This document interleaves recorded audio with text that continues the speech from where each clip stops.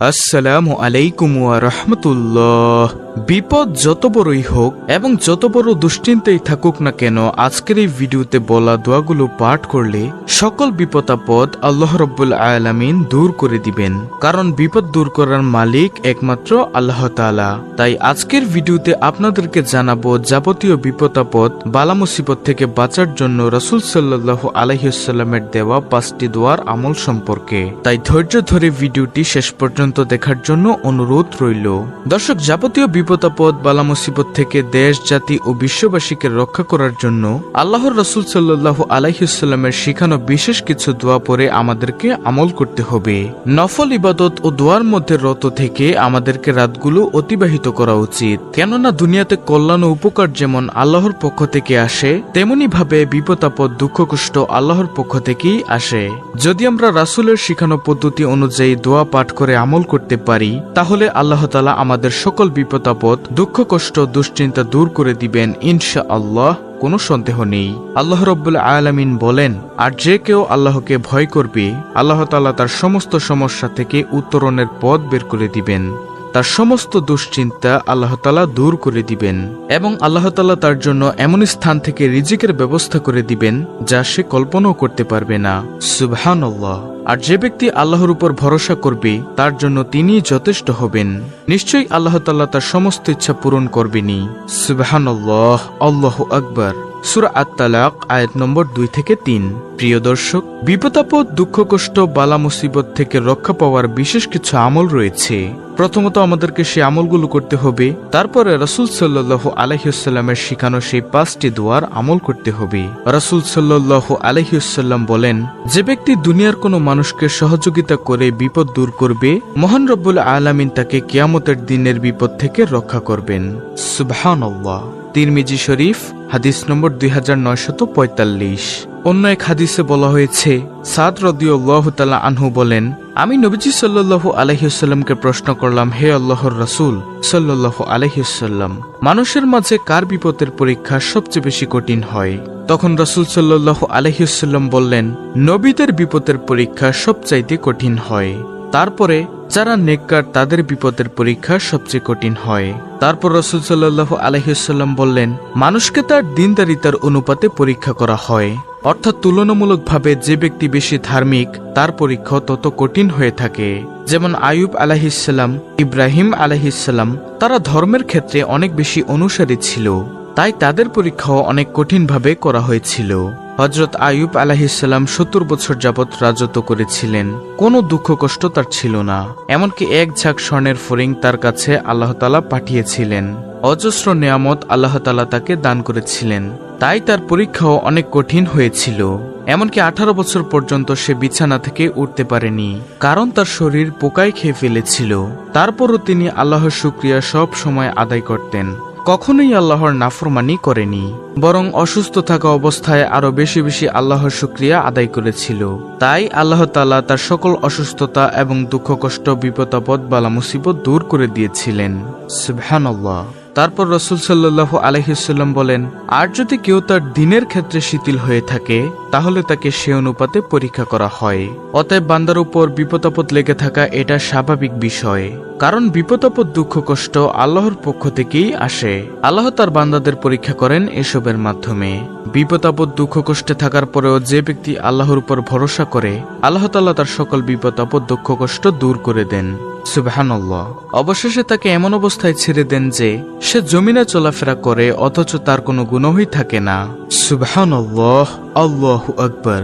জামিআত তিরমিজি হাদিস নম্বর 2398। তবে বেশি বেশি তওবা ইস্তেগফার করলে আল্লাহ তাআলা বান্দার সকল গুনাহ মাফ করে দেন। যে ব্যক্তি তওবা করে ঈমান আনে এবং সৎকর্ম করে, আল্লাহ তাআলা তাদের গুনাহসমূহ নেকি দ্বারা পরিবর্তন করে দেন। সুবহানাল্লাহ। সূরা আল ফুরকান আয়াত নম্বর 70।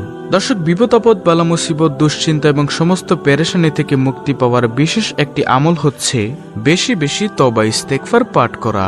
ইবনে আব্বাস রাদিয়াল্লাহু তাআলা আনহু থেকে বর্ণিত, তিনি বলেন, রাসূল সাল্লাল্লাহু আলাইহি ওয়াসাল্লাম বলেছেন, যে ব্যক্তি বেশি বেশি তওবা ইস্তেগফার পাঠ করবে, আল্লাহ তাআলা তার সমস্ত সমস্যা থেকে উত্তরণের পথ বের করে দিবেন এবং তার সমস্ত বিপদ আপদ দুশ্চিন্তা দূর করে দিবেন এবং আল্লাহ পাক রব্বুল রব্বুল আলামিন এমন জায়গা থেকে তার রিজিকের ব্যবস্থা করে দিবেন যে যা সে কল্পনাও করতে পারবে না। অর্থাৎ অকল্পনীয় উৎস থেকে গায়বীভাবে আল্লাহ তাআলা তার রিজিকের ব্যবস্থা করে দিবেন। সুবহানাল্লাহ, আল্লাহু আকবার। সুনানে আবু দাউদ হাদিস নম্বর 1518। সুপ্রিয় ইসলামের আলোর দর্শক মণ্ডলী, এতক্ষণ আপনি জানলেন বিপদ আপদ থেকে বাঁচার জন্য কিছু নিয়ম নীতি আমল সম্পর্কে। এখন আমি আপনাদেরকে জানাবো বিপদ আপদ বালা মুসিবত থেকে বাঁচার জন্য রাসূল সাল্লাল্লাহু আলাইহি ওয়াসাল্লামের দেওয়া সেই 5টি দোয়া সম্পর্কে। আল্লাহর রাসূল সাল্লাল্লাহু আলাইহি ওয়াসাল্লাম যখনই কোনো কঠিন সমস্যা বা বিপদের সম্মুখীন হতেন তখনই তিনি আল্লাহর কাছে একান্তভাবে এই দোয়াগুলো পাঠ করে প্রার্থনা করতেন। দোয়াগুলো সংগ্রহ করা হলো ইসলামিক আমল ইউটিউব চ্যানেল থেকে। সর্বপ্রথম দোয়াটি হলো আউযু বিকালিমাতিল্লাহি তাম্মাতি মিন গাদাবিহি ওয়া ইকাবিহি ওয়া শাররি ইবাদিহি ওয়া মিন হামাযাতিশ শায়াতিন ওয়া আন ইয়াহদুরুন।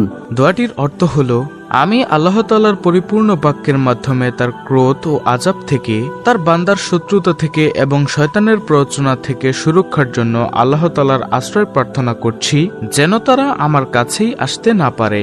দর্শক, বিপদ আপদ থেকে মুক্তি পাওয়ার জন্য রাসূল সাল্লাল্লাহু আলাইহি ওয়াসাল্লাম আরেকটি দোয়া পড়তেন, সেটি হলো আল্লাহুম্মা ইন্নী আউযু বিকা মিন জাহদিল বালাই ওয়া দারকিশ শাকাই ওয়া সুইল কাযাই ওয়া শামাতাতিল আ'দাই।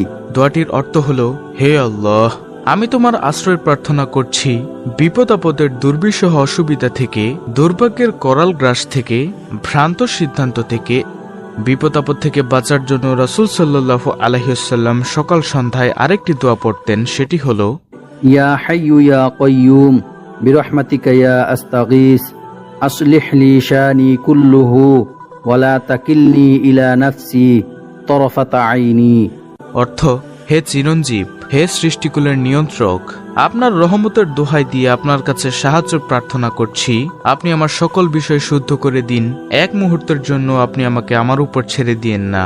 রাসূলুল্লাহ সাল্লাল্লাহু আলাইহি ওয়াসাল্লাম যখন দেখতেন কোনো মানুষ বিপদে বা সমস্যায় পড়েছেন তখন তিনি তাদের বিপদ আপদ থেকে মুক্তির জন্য দোয়া করতেন।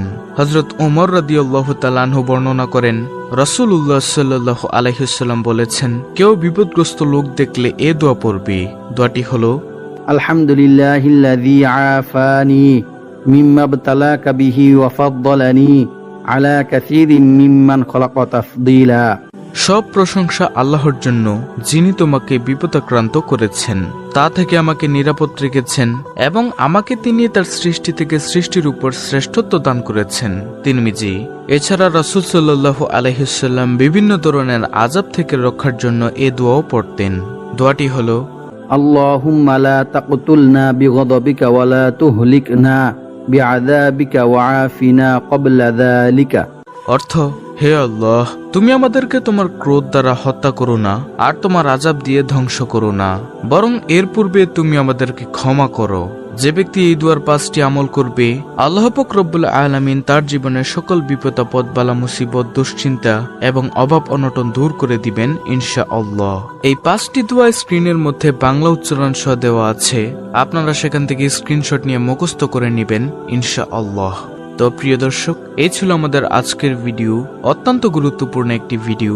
ভিডিওটি ভালো লাগলে অবশ্যই চ্যানেলটিকে সাবস্ক্রাইব করে বেল বাটন অল বাজিয়ে দিবেন, ভিডিওটিতে একটি লাইক দিবেন এবং কমেন্টে আমিন লিখবেন এবং অন্য মুসলিম ভাই বোনদের কাছে ভিডিওটি শেয়ার করে দিবেন যেন তারাও দেখে শিখে আমলটি করতে পারে। আল্লাহ রাব্বুল আলামিন আমাদের সকলের বিপদ আপদ বালা মুসিবত দূর করে দিন, আমিন।